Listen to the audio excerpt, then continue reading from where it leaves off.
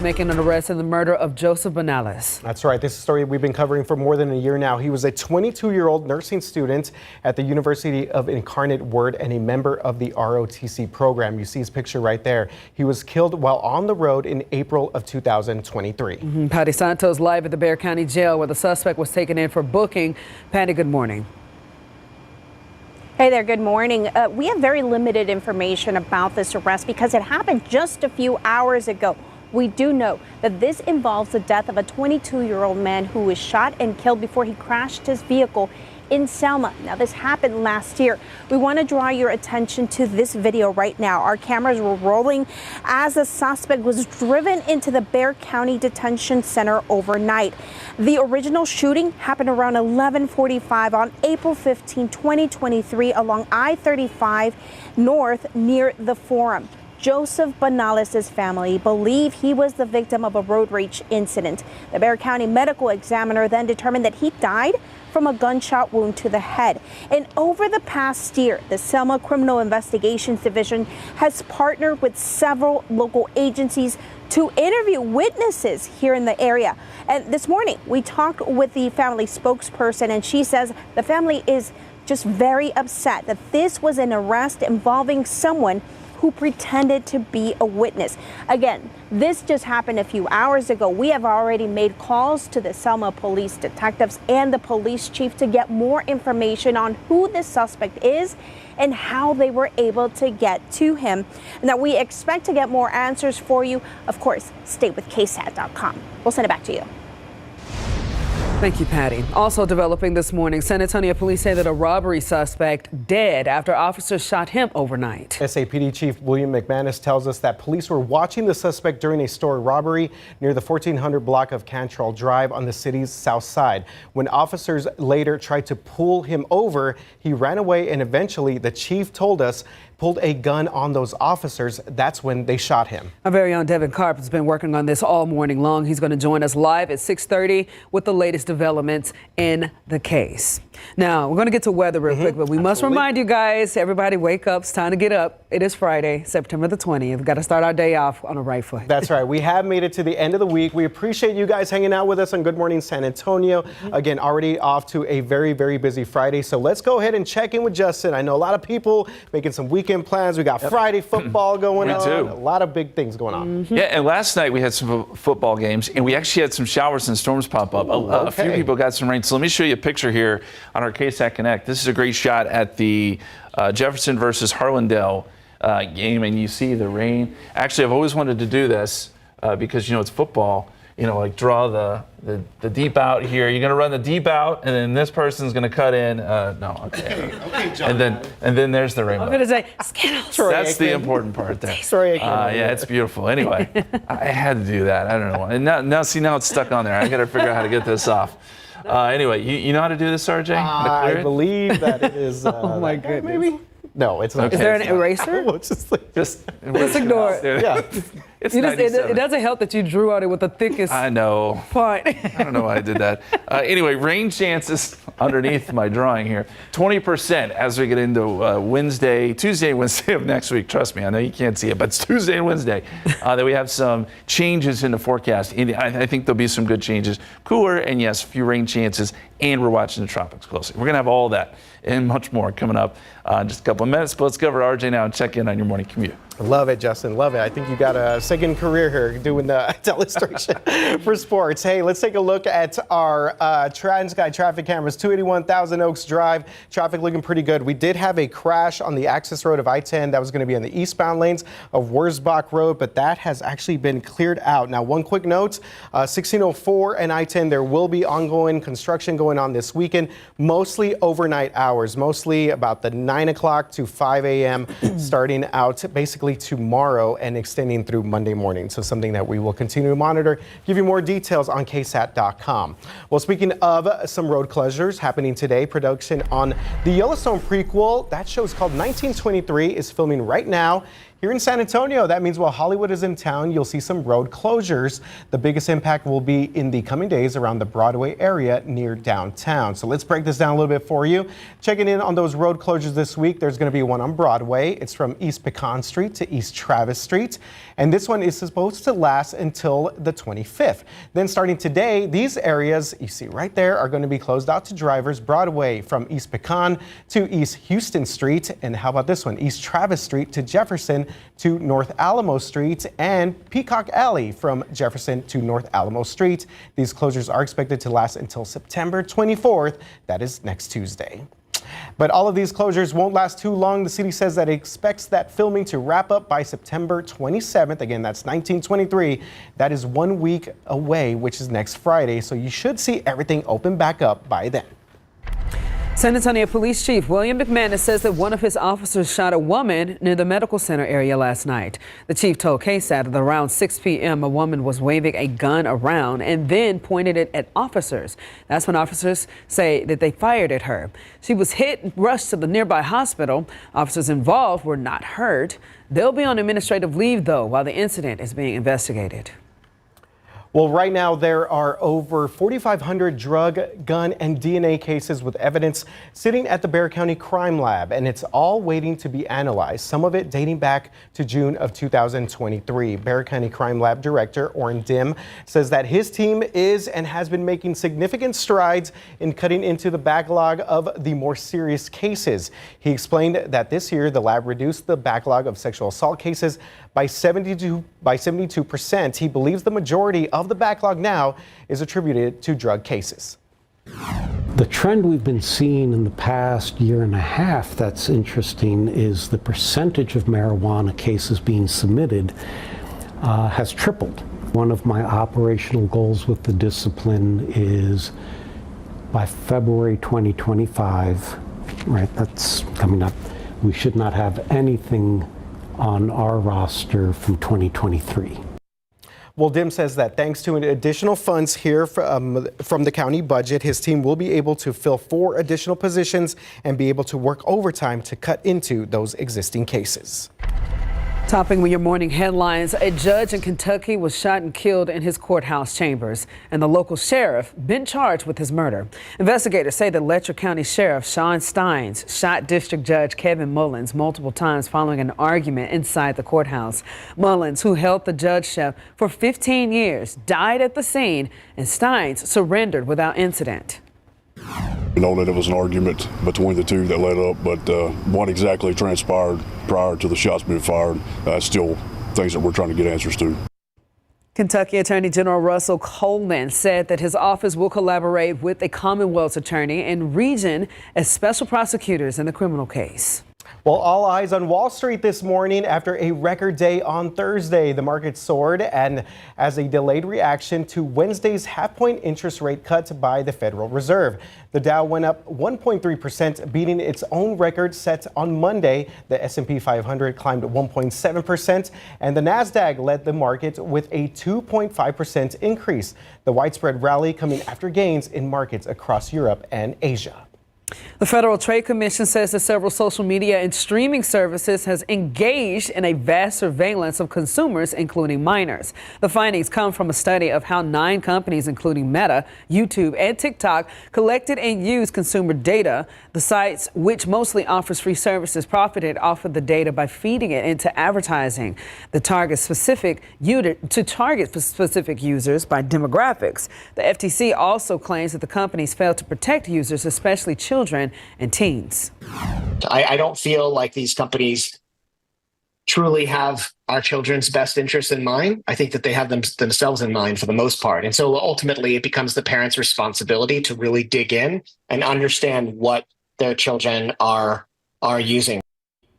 Tech giants are under the intense scrutiny for abuse of privacy and have in recent years been blamed in part of contributing to the mental health crisis among young people and children. The November election around the corner, and early voting, get this, is getting underway in 3 states today. Minnesota and Virginia are opening their polls, and South Dakota will allow absentee in-person early voting. Election day is less than 50 days away, but most states allow voting before then. According to the Pew Research Center, in 2020, about a quarter of voters casted their ballots in person before Election Day. And before we go to break here, September is Hunger Action Month, so it's the perfect time to donate to the place that feeds more than 100,000 people in our area every week. We're talking about the San Antonio Food Bank. Find out how to help the food bank and the people that it supports in our community. You get that information right now, ksatcommunity.com. All right, time now is 6:10. We're getting you going on this Friday morning, 80 degrees outside. This weekend, you can help save the life of someone who put their life on the line for our freedom. We're talking about Veterans Suicide Prevention Day and how you can get involved.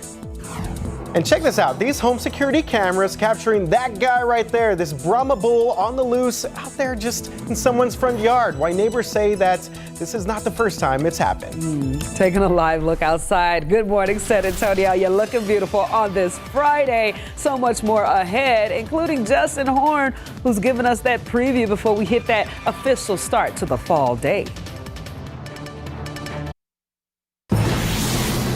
6:14 right now on your Friday morning, while cameras have been a game changer for home security. Look at this guy right there. You can see everything that happens around your home, driveway, and even front yard. So the people in St. Hedwig, that includes an occasional rogue bull, again, in the yard, just having a good time. Just hanging out there. All right, we got our Zaria Oates to go check this out there in Far East Bexar County to find out how these people are feeling about their new neighbor. Caught on camera, this bull made a middle-of-the-night appearance in several St. Hedwig front yards. As soon as I pull it up, I'm like, babe, there's a cow in the front yard. The unexpected visitor turned out to be a Brahma bull. Gentry moved into her quiet St. Hedwig home in June, around the same time as many of her neighbors. Jerome, did you see? And she's like, we had a visitor. He ate my plants. And when I came back and looked, because I saw a few leaves on the ground, but when I seen the whole thing had been chomped up, I was like, oh, who's got beef? The jokes are never ending when livestock comes right to your front porch, but it's a problem people in St. Hedwig say didn't start until multiple new housing developments popped up. Many of these St. Hedwig neighborhoods weren't built until after the pandemic. This was their land, you know, they built on all of this farmer land. So, I mean, they came from somewhere. Like, I feel like we took their area. The bull also prompted a question about insurance that none of them thought about before. How would I explain it to if I had to go to like State Farm and I'm like, guys, a bull busted through my house and all I had was fire warranty. Neighbors say they aren't too worried about the bull's appearance, but they do hope ranchers are able to keep their animals close by, saying it's a price they're willing to pay for the peace that comes with living in the area. Take a cow eating up my grass over like random city dangers. Zaria Oates, KSAT 12 News. Well, at least he was like a little calm bull. He was, you know? he was, yeah. He seemed pretty well fed, so I think he was good to go there. There's so many different bull puns, bull jokes. I was thinking, hopefully they didn't have a Cadillac. Oh, no, because guess what? He was just moving on through. Thankfully, it wasn't a bulldozer. Hey, you keep it going. Okay, y'all, we got to get on. Justin just giving us some. It's 6:16, y'all. We got to go on. All right, I think we're going to traffic next, right? Yeah, here we go. Traffic Authority. Let's check out our TransGuide traffic cameras because actually traffic has been looking okay for the most part on your Friday morning. Expecting a lot more people obviously on the roads, but fortunately not too many major incidents. Take a look at the south side right there. I-10 at Proban, 35, Loop 410 traffic looking pretty good. Again, expecting some construction though this weekend on the far northwest side of town, mostly during the overnight hours. 1604 and I-10. Y'all kind of already know the drill out there. Well, let's get to Justin. It has been utterly hot. Oh my gosh. Well, yeah, no. Before we get to Justin, hold on. Looking ahead, the moon will soon be getting a temporary friend. According to a new study. A tiny asteroid will begin to orbit Earth starting September the 29th and will essentially act as a mini moon. Researchers discovered the object last month. However, it will only be around until November 25th before it returns to an asteroid belt revolving around the sun. Experts say that the only way it can be viewed is with telescopes used by professional astronomers. Bulls don't have udders, so that didn't even I was count. about to say. Actually, I wasn't going to say anything, but now that you bring it up. I'm sorry. Okay, so just ask Justin. Oh, man. It was a good attempt. Did we make Steve Spriester? Okay, proud, probably. Yeah, exactly. Here's our Just Ask Justin question this morning. How did the term fall come about? Is it from the Latin term falsus, which means false, the falling of the leaves, the sun falling earlier, or is it Latin for autumn? Think about it. We're going to reveal the answer here in about 30 minutes. Good one. Yes. Let this one soak in, because autumn, of course, starts on Sunday. So, yes, we'll give you the answer to that coming up in just a little bit. Yesterday, some rainfall across the area. It was nice to see. Nearly half an inch around Kirby and up towards Schertz. That northeast corridor did get a nice thunderstorm. Otherwise, a little bit of rain down near Elmendorf, just north of Stockdale, east of Lavernia, and down towards Somerset. It was very spotty. Not a lot of rain, but again, the folks on the northeast side really did get a nice surprise shower or storm. As we get into today, I think we could see sort of a similar setup where we get one or two showers or storms popping up towards the evening hours. This is around 7 o'clock. It would be pretty quick moving, short-lived, but we can't rule it out. So there's about a 10% chance of rain. I don't think this is going to interrupt any of the football games, but it is something to keep an eye on. The other big story, of course, is the heat. 97 in San Antonio again today, and the humidity will be high enough to push heat index values to those levels that we saw yesterday, 100 to 105. It's just not fun to be out in this kind of weather. But with the humidity the way it is, this is what we're looking at later today for several hours during the afternoon at least. And the humidity is also bringing in cloud cover this morning, and we, like yesterday, are struggling to get below 80 degrees. 79 in New Braunfels, 79 in Converse, and some mid-70s for Bernie and Kerrville, but warm and humid across the board. Okay, Futurecast, what changes? I think we will finally get some changes next week. Our heat high is moving away. We get one area of low pressure that could bring some showers and storms to North Texas this weekend, but probably nothing here. What we'll watch is an area of low pressure, a cutoff low that tries to develop as we get into the middle part of next week. So by Tuesday and Wednesday, I think we could see some showers and storms depending on how this plays out. There is some inconsistency in the computer models, but we have put in some rain chances Tuesday, Wednesday to account for this. This could also play a role on what goes on in the tropics. Of course, we do have some potential development down here. It will not happen until the middle part of next week. And in fact, we don't even have a system yet. So there's going to be a lot of questions here as to what evolves, where it develops, where it moves. And these, just flat out honesty here, these are questions we cannot answer yet because we just don't have any sort of development. But the computer models continue to hint at it. The computer models will struggle with this until we do get something there. And so this is more of just a wait and see type situation. We will keep you posted. Again, anyone in the Gulf of Mexico does want to watch this closely, and we have some time to do so. 10% chance of rain today, 97, 96 tomorrow, 94 on Sunday. So yes, temperatures do try to come down some. And next week, there are your rain chances. Very small rain chance on Monday, and then a 20% chance Tuesday, Wednesday. Highs in the low 90s versus the mid to upper 90s. So this is slightly better. It's not a wholesale change, but it's a small change that, we'll take. Mm-hmm. We will definitely take it, yes. It's going to be a warm weekend, but hopefully there's some light at the end of the tunnel. There is. I believe there is, yeah. All right, guys, time now, 6:21, 80 degrees outside. Just ahead before 6:30, it's time for your big game coverage game of the week. A final preview of tonight's showdown between the Austin Westlake and the Steel Knights. I'm the team mascot, and boy, am I running late. But I got lead in my foot and spirit in my fingers. Oh, what a hit. And if you don't have the right auto insurance coverage, the cost to cover that, might tank your season. So get Allstate, save money on auto insurance, and be protected from mayhem, like me. Woo!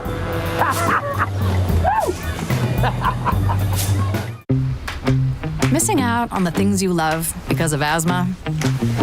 Get back to better breathing with Fasenra, an add-on treatment for eosinophilic asthma that is taken once every 8 weeks. Fasenra is not for sudden breathing problems or other eosinophilic conditions. Allergic reactions may occur. Don't stop your asthma treatments without talking with your doctor. Tell your doctor if your asthma worsens. Headache and sore throat may occur. Tell your doctor if you have a parasitic infection. Step back out there with Fasenra. Ask your doctor if it's right for you. You hear the music. Welcome back. 6:25. Our big game coverage game of the week. We'll see the Austin Westlake Chaparrals visit the Steel Knights tonight. That's right. Bragging rights on the line for this Lone Star State showdown here. Love the debate between the Austin San Antonio schools, but either way, these are two of the best teams in the state. Hero still is ranked #1 in our class 6A, 5A rankings. They're ranked 9th in the state of Texas by Dave Campbell's Texas Football, while Westlake, they're now actually 14th after their first loss of the season last week. So Steele is averaging nearly 56 points per game. They defeated Liberty Hill, Reagan, and Brandeis to start off the season 3-0 ahead of this stellar showdown in the Knights' final non-district matchup. Tune up before we get going. So looking ahead, Austin Westlake versus Steele. This goes down tonight at 7:30 at Lenhoff Stadium out there in Cibolo. A great facility to watch a high school football game. We'll have the highlights tonight on the Night Beat. It is now 6:26. We got 80 degrees outside. That's right. Still ahead at 6:30. Our coverage continues of the overnight arrest in the deadly shooting case of a UIW student from last year. Plus, San Antonio police shot and killed an armed robbery suspect last night who they say had just completed his 4th robbery this month. What led up to the incident and what comes next, coming up next. and we're taking a quick look here at TransGuide before we go to break. Things have been looking pretty good out there for our drivers. Photojournalist Alex Gomez, he's back in drive cam for us, so we're going to check in with him top of the half hour and obviously get your weekend forecast before you get set to make any plans. We'll be right back. Welcome back. We start this half hour with a developing story from overnight. San Antonio police say a robbery suspect is dead after officers shot him. So this all happened late last night on Cantrell Drive on the south side, an area just southeast of I-35 and South Zarzamora. Our very own Devin Karp is live at police headquarters with what the police chief is saying about this latest incident this morning. Devin? Yeah, good morning, y'all. Police Chief McManus tells us that the 35-year-old suspect was wanted for a warrant for his arrest for robberies when he was being surveilled and ultimately shot by officers last night. Now, they say he committed 3 robberies just this month. Last night was the 4th. Police say this started when they were surveilling the suspect late last night on the 1400 block of Cantrell when he was robbing a store. Now, when they later stopped him at a traffic stop, police say the suspect got out of his car, ran down the street, reached a fence dead end, and pointed a gun at officers who then shot him. We had a couple of undercover officers there waiting. He went in, he robbed the store. We tracked him back we were going to stop him at an address that we believed he was going to go to. But because of the situation in that address, we didn't want to do it, so we did a traffic stop. The chief says that suspect died at the scene. They are now waiting for the medical examiner to make a report. Now, we're going to continue to gather information on this developing story throughout the day in some of our later newscasts, but you can also see everything you need to online at KSAT.com. I'm Devin Karp, KSAT 12 News. Thank you, Devin. Also new this morning, a suspect arrested in the case of a 22-year-old student at the University of Incarnate Word who was shot and killed before crashing his vehicle in Selma last year. But that suspect you see right there was walked in front of our cameras as he was taken into the Bexar County Detention Center overnight just a couple of hours ago. The original shooting happened around 11:45 p.m. on April 15th back in 2023 along I-35 North near the Forum. Joseph Banales' family believes that he was the victim of a road rage strange incident. During the investigation, the Bexar County medical examiner performed an autopsy on Benales and found that he died from a gunshot wound to the head. Over the past year or so, the Selma Criminal Investigations Division partnered with several agencies to interview hundreds of witnesses. All right, we had a lot of heavy news stories at the beginning of the show. Jam-packed day. News is news, but again, we got to pause to say good morning, San Antonio. Thanks for waking up with us on this Friday. Yeah, we made it to the end of our work week. We appreciate you being with us. We still got a lot to get to, including previews of what's happening around town this weekend. But first, let's get on over to Justin, man. Justin, we've been talking about, obviously, same song, different dance, right? Different day, you know, Right. but it's okay. We're okay with this kind of heat in comparison to last. I agree with you. And we got a little bit of a change up yesterday. We got some showers and storms, and I think we're going to see a pattern change next week that looks pretty good, at least a little bit better. So let me show you this picture yesterday. This was from San Antonio, and this was a rain shower taken along 1604, so looking west there. And I think this is pretty representative, if we're going to see anything today, what it will look like. Pretty brief, quick-moving shower, but it could drop some rain, maybe a lightning strike. There is a 10% chance of that in the forecast today. Temperatures make their way up to 97. So this does look a lot like yesterday's forecast. Heat index will be anywhere from 100 to 105. So humidity is still sky high. That means football games tonight will be very hot. 93 at 7 o'clock for kickoff, 90 by roughly halftime, and then probably in the 80s once the game starts to wind down a little bit. So still hot and humid for the football players, for the fans. And as far as the weekend is concerned, if you're making plans, know that it will still be fairly warm, although we shave off a few degrees. 96 Saturday, 94 Sunday. Heat index will still probably be near 100 on Saturday. And then we get those changes next week. We've added in some rain chances. We've got to talk about the tropics too.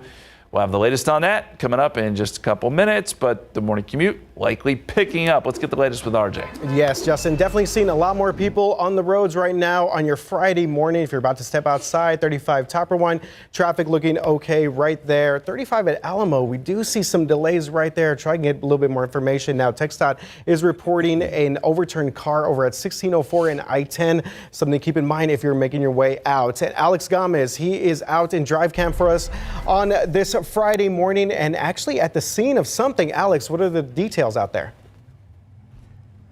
Yeah, so far I can tell you that we do have a car accident over here on the southeast side. This is going to be at Fair Avenue, right at 37. You can see 37 right there in the background, but if I turn the camera to your left, you can see right at the 7-Eleven on Fair Avenue, we do have EMS and fire department right here because of a car crash right at the 7-Eleven. So if you need to go Fair Avenue westbound, you can't do that right now. That is actually closed right at I-37 right as soon as you exit. So I'm going to try and see if I can get some more information. But again, Fair Avenue is closed right at 37. Only the westbound lanes though, RJ.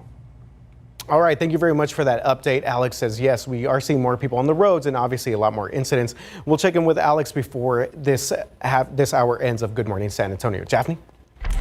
In February of 2023, 81-year-old Ramon Nahara and his wife were attacked by loose dogs on West Side Street. And you may remember that Nahara died later that day. Now, later today, the owners of those dogs will find out how long they'll spend in jail for that attack. Christian Moreno and Abilene Schneider pleaded guilty and that they'll be sentenced this afternoon. We'll cover that live on KSAT.com starting at 1:30.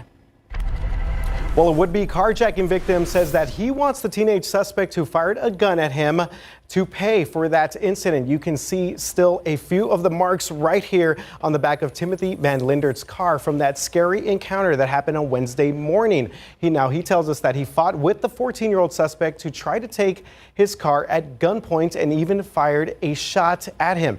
It happened at his apartment complex not far from I-35 and Ritterman Road on the northeast side of town. Police eventually caught up with that teen who was still carrying the gun at a nearby school. Van Lindert says that even though he is a minor, he needs to face major consequences. I looked at this kid like a kid or nobody, but he fought, he had a gun, he pulled the trigger. Well, Van Linder tells us that even though he came close to disaster, he would not hesitate to fight back again.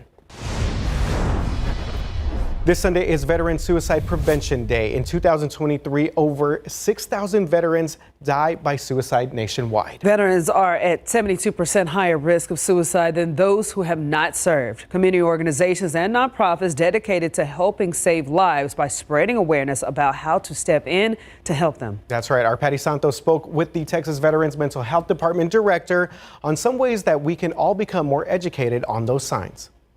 There was a trend of that rate going down for a number of years, but unfortunately, this last report, the numbers are higher as we look back a couple of years where we were in the effects of isolation and COVID and folks not being able to connect and get to a lot of resources during that period. Dr. Blake Harris says anyone can save lives by knowing how to connect people to resources and knowing the risk factors for suicide. The Texas Veterans Commission has a lot of resources that can help train agencies and companies on programs that assist veterans. But right now, if you know a veteran or service member who is struggling mentally, encourage them to call 988. That's the Suicide and Crisis Hotline. The most important thing someone can do is if they are in a crisis or if they think someone else is in a crisis is ask.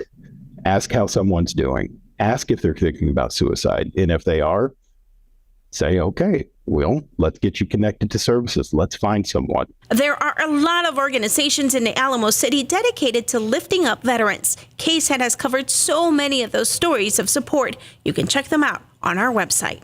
Patty Santos, KSAT 12 News. And there are a lot of organizations in the Alamo City dedicated to lifting up veterans. KSAT has covered so many of those stories of support. You can check them out on our website at ksat.com.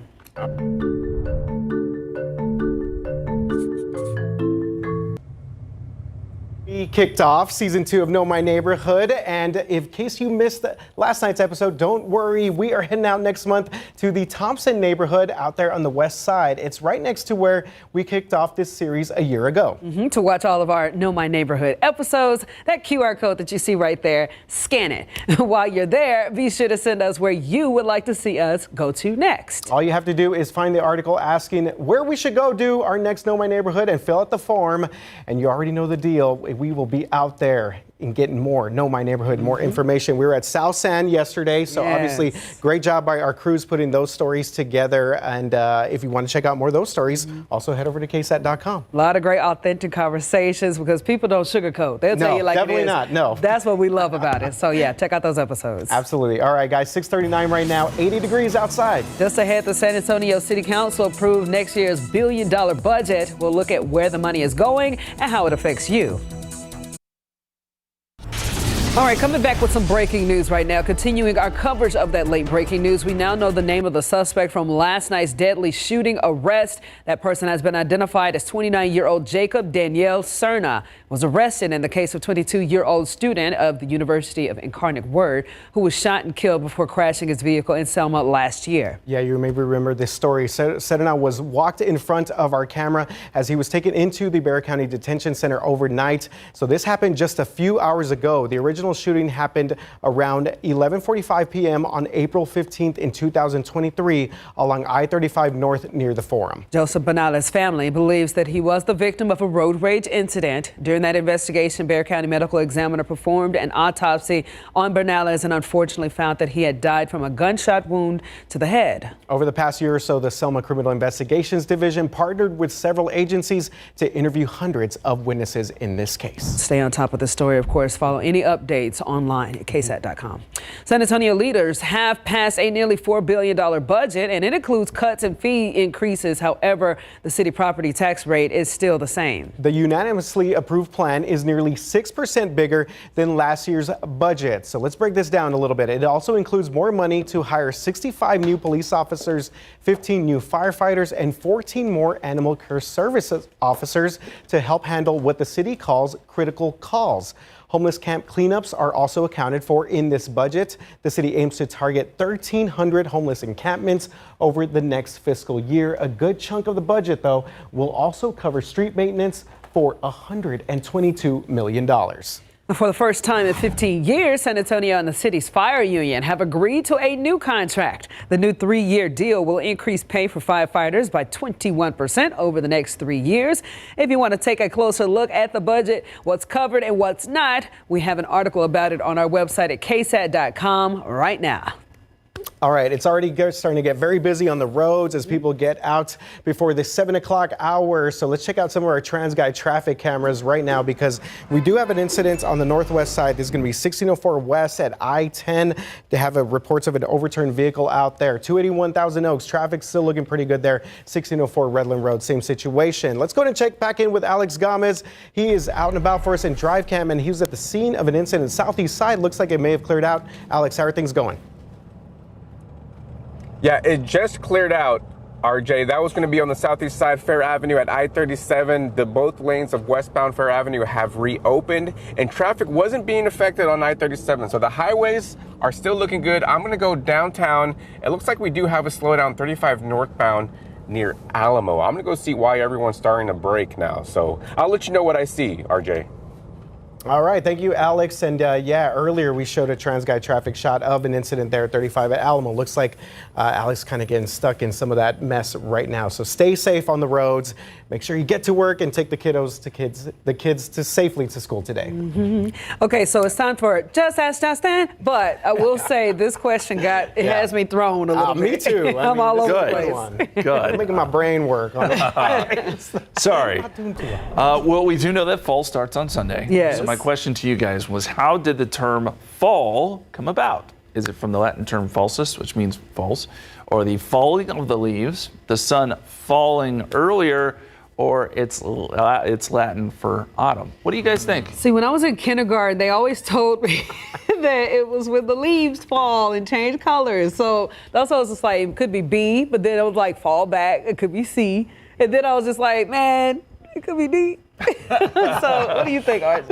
All the above. No, I'm just playing. Not an option. So I do like B, but you know what? I always defer back to the original, the root of a word. So I'm just going to say A. It's the Latin term for falsus. Oh man. What is it? Oh man, I'm so scared. You gonna guess, Stephanie? Okay, I'm going to go kindergarten route. Okay, the leaves are falling. Good job, Jeff. Wow. It is. The simplest answer is always the right one, right? Very nice. So in English, autumn was originally used. That goes back to the 1300s. So in old school England, they called it autumn. It comes from the Latin term, which comes from the Latin term autumnus. But poets, wowed by the changes that autumn brought, began to use the phrase "the fall of the leaves." It was shortened to fall in the 1600s and spread to the New World. In the U.S., fall is more commonly used. In Britain, in England, they say autumn. It just depends on where you are. Thank you, Mrs. Smith. Yes, shout out to Mrs. Smith there. So anyway, there's our trivia question for this morning. Authority radar shows we've got a couple of light showers, sprinkly showers off to the west of San Antonio. This is nothing more than a few sprinkles. But as we get into the afternoon, like yesterday, we can see a small chance of a shower or storm. Noontime, 90 degrees. Your high temperature today will be 97. It's the feels like numbers that will be so brutal. 100 to 105. Yesterday we had a peak heat index of 106. We'll probably be back in that range again today. Futurecast shows, yes, a couple of showers, maybe a stray storm popping up this afternoon, but anything we see will be few and far between. This is around 7 o'clock, and it does show a little bit of activity. Could that interrupt football tonight? I don't think so, but we'll keep an eye on the authority radar just in case. Peak heat index today, again, anywhere from 100 to 105. It will be brutally hot and brutally humid, so be careful out there. Outside right now, we've got 80 degrees, warm across the board, upper 70s to near 80 in most spots. And our Futurecast shows our high pressure does move out of the way. And we got a little bit of a trough trying to develop out west. I think this could bring us some showers and storms as we get into Tuesday and Wednesday. Still a few questions as to how this evolves, but we have put in those rain chances, and I think it will be a little bit cooler next week too. This particular system will play a role too in how our rain chances play out with anything in the tropics. Again, right now, 20% chance Tuesday and Wednesday. But as far as the tropics are concerned, 40% chance of development, middle part of next week. This is what we're watching. And again, just too early to tell what will evolve there. We're going to be keeping close tabs on it, and anyone in the Gulf of Mexico should watch it. This is a look at the 7-day forecast. Of course, fall starts Sunday. We've got those slightly cooler temperatures next week and the rain chances as well. Looking better. Good stuff, Justin, with the trivia question there. All right, guys, 6:50 right now and 80 degrees outside. Just ahead before 7, if you need something fun to do this weekend, we got you covered. Friday Finds, look at some fancy places to visit. Before we get into that, we got to take a live look outside real quick with Live Cam. Thanks for waking up with us, San Antonio. Good morning. We got so much more coming your way. And again, a wrap-up of our show. Stay tuned. Hey there, looking for a fancy place to go this weekend? Social media creator Tally Joyce tells us her Friday finds. Tally, what bougie places should we try? Hi, I am so excited. There's so many new places opening up, and with the weather being so nice, I recommend going to 2 new rooftops. One of them is called High Praise. It's located inside the Intercontinental Hotel, and it's amazing. They have a nice pool, and they have different events coming up as well for the fall. And then the other hotel is called Tenfold. It's inside the Kimpton Hotel. It's so luxurious. It really doesn't feel like you're in San Antonio, but I love it because you get to see the skyline, the drinks are good, and the food as well. So I really recommend checking them out. All right, those look great. You can follow her on Instagram at Tally Joyce. Patty Santos, KSAT 12 News. All right, good stuff there, except it's going to be a little warm if you're going to be out those rooftop locations. Might want to have some shades and the fans going for sure. Absolutely, yeah. Those drinks did look very refreshing, though. Okay, let's check out traffic, y'all, for the last time before we get you out the door for our 7 o'clock. We do have this incident there that's going to be 35 at Alamo. So it looks like we have a kind of a big rig truck off to the side of the road there, causing some major delays. Let's check in with Alex right now because he was kind of stuck in the middle of this mess and see what is going on. Alex, how are things looking out there? Jay, it's a pretty big vehicle right here, just south of downtown, 35 northbound.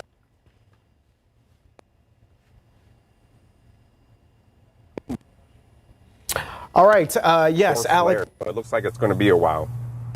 Okay, yeah, Alex is might kind of cut in a little bit out there, but we do see the situation. And of course, Alex made it out there pretty fast.